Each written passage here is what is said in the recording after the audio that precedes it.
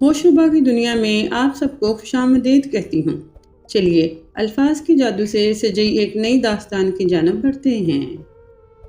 میری بیوی نے 100 بچیوں کو قرآن پاک حفظ کروایا تھا، مگر جب اس کی وفات ہوئی تو اس رات اس کی قبر پھٹ جاتی اور اس کی قبر سے دھواں نکلتا۔ میں روز اپنی بیوی کی نئی قبر بنوا کر آتا، لوگ پوچھتے کہ اس نے کون سا گناہ کیا تھا جس کی اسے سزا مل رہی ہے۔ میں نے اپنے سالی اور سالے سے پوچھا تو میری سالی روتے ہوئے مجھے اپنے کمرے میں لے گئی اور کمرے کا دروازہ بند کر کے اس نے مجھے ایک ایسی چیز دکھائی کہ میرا کلیجہ پھٹ گیا، کیونکہ میری بیوی میری شادی کو 6 سال گزرے تھے اور میری بیوی نہایت خوبصورت اور نیک سیرت تھی۔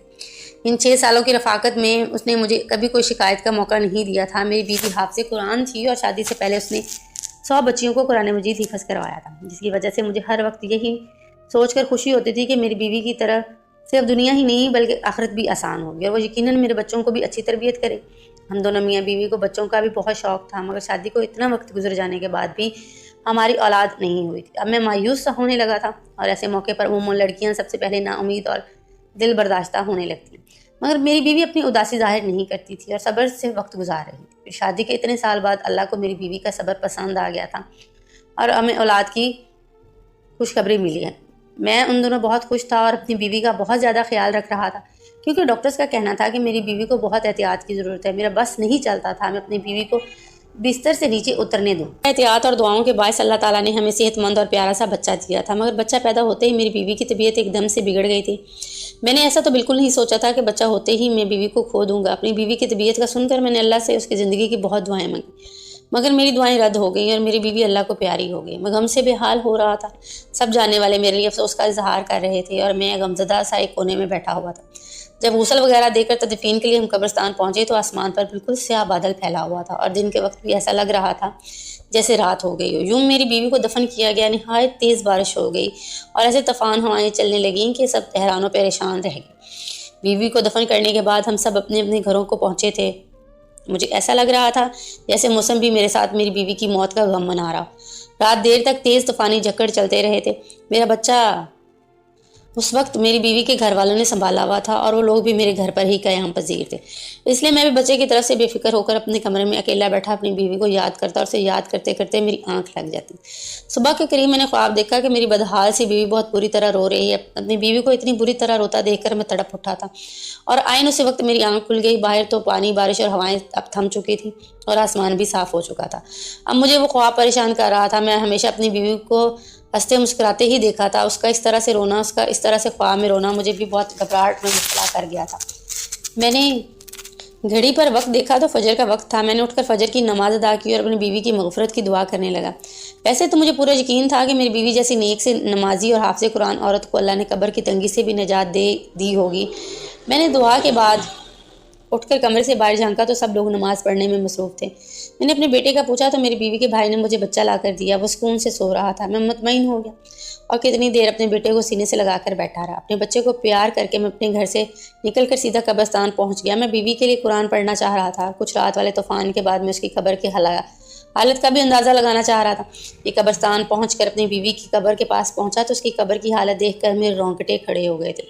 میرا دل خوف سے پھٹنے والا ہو رہا تھا، کیونکہ جس عورت کو میں نے نیک اور جنتی سمجھ رہا تھا اس کی قبر پر ایسا عذاب آیا ہوا تھا کہ مجھ جیسا مضبوط سا مرد بھی اندر تک بہل گیا۔ میری بیوی کی قبر پھٹی پڑی تھی اور اس میں سے دھواں نکل رہا تھا۔ وہاں اتنی تپش تھی کہ میرا وہاں کھڑا ہونا مشکل ہو گیا تھا۔ کوئی مزدور بھی میری بیوی کی قبر بنانے کو تیار نہیں تھا۔ بڑی مشکل سے مجھے ایک مزدور ملا جس نے مجھ سے 4 گنا زیادہ پیسے لیے اور میری بیوی کی قبر میں مٹی ڈال دی۔ یہ سب اس مزدور نے دور سے کھڑے ہو کر کیا تھا۔ میں گھر پہنچا تو میری حالت نہایت خراب ہو رہی تھی۔ سمجھے میری حالت رائی کا غم سمجھ کر مجھے سہارا دیا اور تسلی دینے لگے، جبکہ میں حیران تھا کہ آخر میری بیوی پر اللہ تعالیٰ کا عذاب کیوں آیا تھا۔ وہ تو ایک عورت تھی۔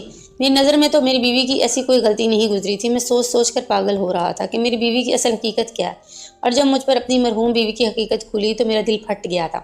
میرا نام محسن ہے۔ میں اپنے والدین کی اکلوتی اولاد تھا۔ میرے گھر میں کل 4 افراد تھے، میں، میری ماں، باپ اور ایک میری بیوہ پپھو جو میری دوسری ماں جیسی تھی۔ میں جب کالج میں پڑھتا تھا تب میری والدہ کا انتقال ہو گیا اور ہم 3 لوگ باقی رہ گئے۔ ماں کو کھونے کا غم مجھ پر پھر بھی بہت بھاری ثابت ہوا تھا۔ میری ماں بہت نیک عورت تھی۔ مجھے میری پھپھو اور میرے ابا نے بڑی ماں کا غم بھلانے کے لیے بہت سہارا دیا، ہر وقت میرے ساتھ لگے رہتے تھے۔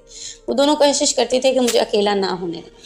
میں ہمیشہ سے ہی ان کی توجہ کا واحد مرکز رہا تھا۔ پھر میں بھی کچھ عرصے بعد سنبھل گیا اور دوبارہ سے اپنی تعلیم کا سلسلہ شروع کر دیا۔ میں پڑھائی سے فارغ ہوا تو میرے ابا اور پپو کو میری شادی کا شوق ستانے لگا۔ میں نے حامی بھری تو زور و شور سے میرے لیے لڑکی تلاش کی جانے لگی۔ تب میرے پپو کو اپنے مرحوم شوہر کے خاندان میں ایک لڑکی کا خیال آیا جس سے پپو کا اب بھی ملنا جلنا رہتا تھا۔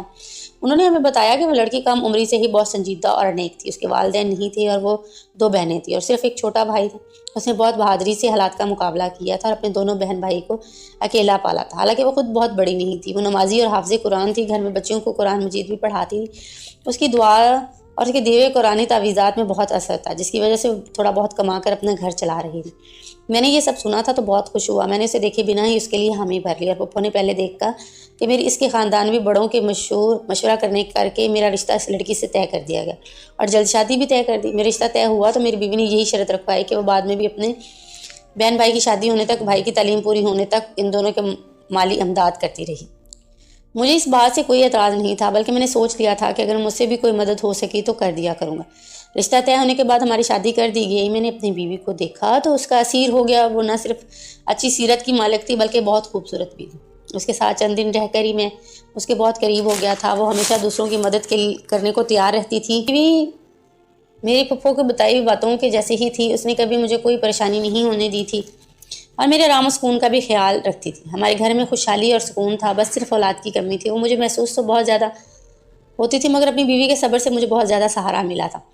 ہماری شادی کو تیسرے سال ہی میرے ابا وفات پا گئے تھے۔ اپنی ابا کی وفات اور اپنی بے اولادی نے مجھے کچھ زیادہ ہی بے سکون کر دیا تھا۔ میرے اندر صبر اور شکر ختم ہونے لگا تھا۔ ایسے میں میری بیوی تھی جو مجھے ہر وقت اللہ کی مہربانیاں اور نعمتیں یاد دلاتی تھی۔ وہ مجھے صبر کی تلقین کرتی رہتی تھی۔ میں حیران تھا کہ وہ ایک لڑکی ہو کر مجھے حوصلہ دیا کرتی تھی۔ حالانکہ ہمارے خاندان والوں نے ہمارا جینا مشکل کر رکھا تھا۔ ہماری اولاد کیوں نہیں ہو رہی، اور میری پھپھو تو اٹھتے بیٹھتے ٹھنڈی آہیں بھرنے لگی تھی اور بیوی کو باتیں سنانے لگی تھی جیسے یہ سب میری بیوی کے ہاتھ میں ہو۔ میں اپنے پھپھو کو سمجھا کر تھک چکا تھا۔ الٹا وہ ہم دونوں سے لڑنے لگی تھی کہ ہمیں علاج کروانا چاہیے تاکہ ہماری اولاد ہو سکے۔ کسی پریشانی میں وقت گزرتا چلا گیا۔ جب ہماری شادی کو 6 سال ہونے والے تھے تب ہمیں اولاد کی خوشخبری ملی۔ ہم تینوں جیسے پھر سے جی اٹھے تھے۔ میں نے اور پھپھو نے میری بیوی کا خیال بھی بہت رکھا تھا اور بہت احتیاط کی تھی۔ میرا بیٹا ٹھیک ٹھاک اور صحت مند پیدا ہوا تھا، لیکن میری بیوی کی طبیعت بگڑ گئی اور موت کے منہ میں چلی گئی۔ یہ سب بہت اچانک ہوا تھا اور میں اسے صدمے کے لیے بالکل تیار نہیں تھا۔ اپنے بچے کی تربیت کے حوالے سے میں نے اور میری بیوی نے مستقبل میں بہت منصوبے بنائے ہوئے تھے، مگر موت کسی کے ارادوں اور مرضی کے محتاج نہیں ہوتی۔ جس وقت جب آ جائے اور اس اللہ کے پاس لوٹ کر جانا پڑتا ہے۔ مگر اپنی بیوی کی قبر کی ابتر حالت اور اس پر آیا عذاب مجھے دھچکا پہنچا گیا تھا، اور مشکل حال میں اپنی بیوی کو صبر اور اپنی مجھے زندگی سے بھی کوئی خامی نظر نہیں آتی تھی۔ پھر اتنا تو جانتا تھا کہ اللہ ناانصاف نہیں، ایسا تو ہو ہی نہیں سکتا کہ میری بیوی کے حقیقی اعمال سے اللہ نا واقف ہو۔ مجھے حیرت اور صدمہ تھا کہ میں اتنے عرصے اپنی بیوی کے ساتھ رہ کر بھی اسے جان نہیں پایا تھا۔ مجھے یہ دکھ بھی تھا کہ اگر میری بیوی کوئی گناہ کر بھی رہی تھی تو کاش مجھے پہلے پتہ چل جاتا تو میں اسے گناہ سے روک لیتا اور اس عذاب سے بچا لیتا۔ میں پچھتاوے میں مبتلا تھا۔ گھر میں ان دنوں کیا چل رہا تھا اور میرے بیٹا راتوں کو وقت کون سنبھال رہا تھا مجھے کچھ خبر نہیں تھی۔ میں بس اپنی مرحوم بیوی کے لیے بے چین رہتا تھا اور اللہ سے اس کی مغفرت کی دعا کرتا تھا۔ ایک روز پھپھو اچانک میرے پاس آئی اور سنجیدگی سے بولی کہ انہیں مجھ سے ضروری بات کرنی ہے۔ میری پھپھو مجھ سے جو بات کی وہ مجھے ایک دم سے غصہ دلا گئی تھی۔ میری بیوی کو مرے ابھی بمشکل 20 سے 21 دن ہوئے تھے کہ میری پھپھو میری دوسری شادی کرنا چاہ رہی تھی۔ میں پھپھو سے ناراض ہو گیا، کہنے لگا میں نے میری مرحوم بیوی کی احترام کرنا چاہیے اور کم از کم اتنی جلدی مجھ سے شادی کی بات نہیں کرنی چاہیے، جبکہ میں ابھی صدمے میں تھا۔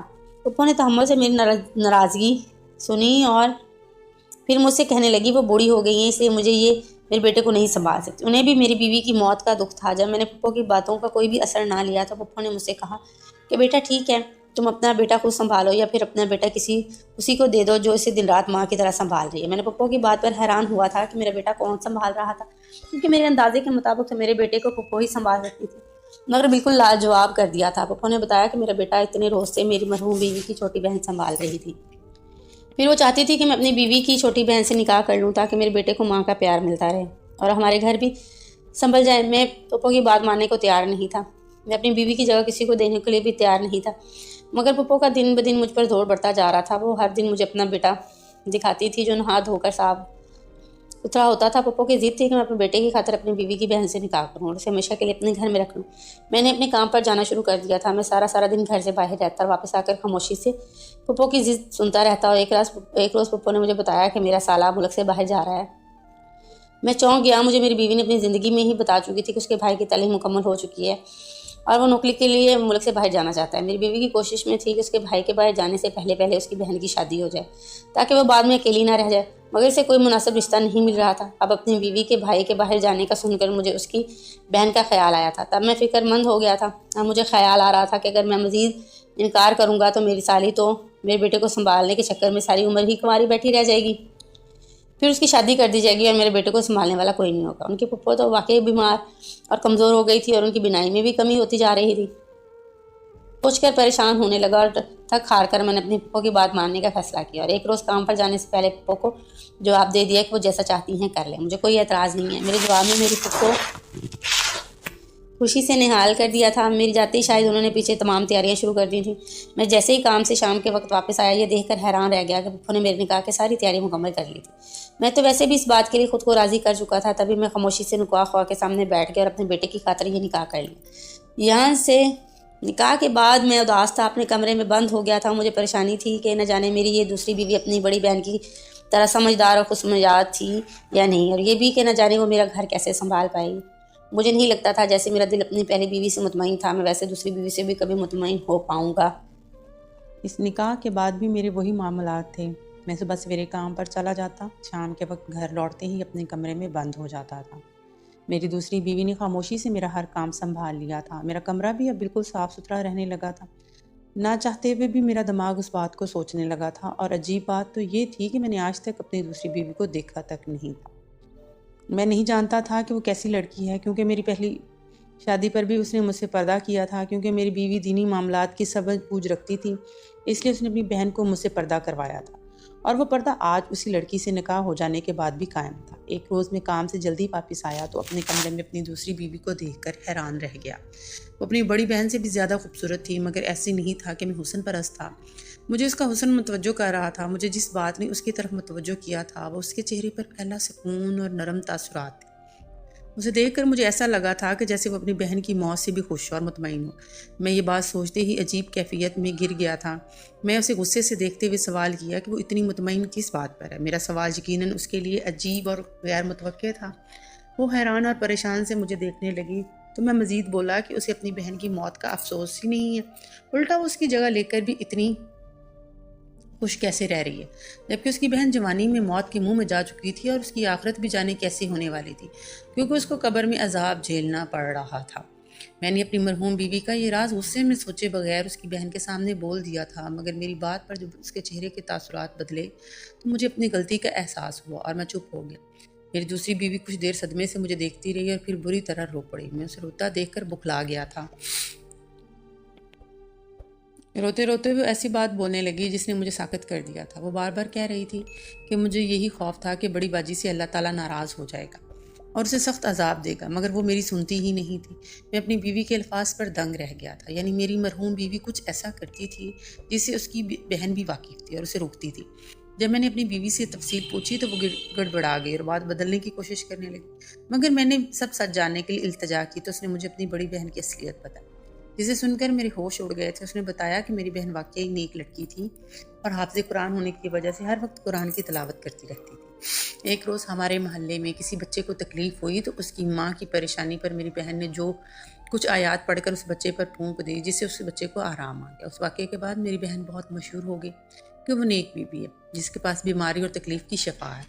اس کے بعد تو طرح طرح کے لوگ ہمارے گھر آنے لگے اور میری بہن تویز کے نام پر قرآن کی آیات لکھ کر دے دیتی تھی، اور وہ لوگ چند روپے دے کر چلے جاتے تھے اور ہمارا گزر بسر ہونے لگا تھا، مگر مشکل حالات کے لیے ہمارے پاس کچھ نہیں تھا۔ اچانک ہمارے بھائی کا ایک گردہ فیل ہو گیا۔ وہ ہسپتال میں زندگی اور موت کی کشمکش میں تھا اور ہمارے پاس اس کے علاج کے لیے رقم نہیں تھی۔ ہم بہت پریشان تھے۔ انہی دنوں ایک مرد میری بہن کے پاس آیا، اسے بولا کہ وہ کسی لڑکی سے شادی کرنا چاہتا ہے، مگر وہ لڑکی شادی شدہ ہے۔ وہ چاہتا تھا میری بہن ایسا تعویذ دے کر لڑکی کی طلاق ہو جائے اور وہ اسے پالے۔ میری بہن انکار کر دیا کیونکہ یہ گناہ کا کام تھا، مگر جب اس مرد نے 1.5 لاکھ روپے دینے کا کہا تو میری بہن نے بھائی کو بچانے کے لیے نہ جانے کاغذ پر ایسا کیا لکھا، اس مرد کی خواہش پوری ہو گئی اور ہمارے بھائی کا آسانی سے علاج ہو گیا۔ پھر تو ہر آئے روز ایسے ہی لوگ آنے لگے جو ناجائز مطالبے کے لیے تجویز بنواتے اور ڈھیروں پیسے پکڑا کر چلے جاتے۔ ایک روز میں نے چپ کر اپنی بہن کو وہ تعویذ بناتے دیکھا تو میرے سر پر آسمان گر پڑا، کیونکہ میری بہن کاغذ پر قرآن پاک کی آیات الٹ لکھ کر دیتی تھی اور یہ کالا علم تھا۔ میں دکھ سے پاگل ہوتی بہن کو روکنے لگی، اسے سمجھانے لگی کہ وہ توبہ کر لے۔ وہ بولی کہ اگر میں ایسا نہ کرتی تو ہمارا بھائی کب کا مر جاتا۔ میں اس بات پر غصے ہو گئی تو میں نے بہن کو کہا اس سے تو اچھا تھا ہمارا بھائی مر جاتا، مگر یہ حرام کام نہ کرتی۔ زندگی موت تو اللہ تعالیٰ کے ہاتھ میں۔ اپنی بہن کو میں بہت سمجھاتی رہی مگر اب وہ لالچ میں آ چکی تھی۔ وہ اتنی نیک تھی کہ روحانیت تک پہنچ چکی تھی مگر اس نے پیسوں کی لالچ میں سب کچھ گوا دیا تھا۔ اس کی زندگی اچھی تھی، وہ نماز قرآن بھی کرتی رہی حتیٰ کہ اس کی شادی ہوگی، مگر اس نے وہ گناہ کبیرہ نہیں چھوڑا اور پیسے کماتی رہی۔ میں سب سن رہا تھا، میری بیوی بول رہی تھی کہ میں ڈرتی تھی کہ اللہ تعالیٰ ناراض ہوگا تو توبہ کی مہلت دیے بنا ہی موت دے دے گا اور سخت عذاب دے گا، اور میرا کہا سچ ہو گیا۔ میں گمسم ہو گیا تھا، میں اپنی بیوی کا اتنا نیک سمجھتا رہا، وہ صرف دنیاوی پیسے کی لالچ میں اتنا بڑا گناہ کرتی رہی۔ اور میرے سامنے بیٹھی میری دوسری بیوی اس جیسی حافظہ نہ ہونے کے باوجود اللہ کا خوف رکھتی تھی۔ اللہ تعالیٰ نے مجھے اب اصل میں نیک بیوی سے نوازا تھا۔ کالا علم کروانے والے اور کرنے والے دونوں کے لیے اللہ کے ہاں سخت عذاب ہے۔ کبھی بھی کسی اپنی شدید بیماری میں بھی اس گناہ کا مرتکب نہیں ہونا چاہیے۔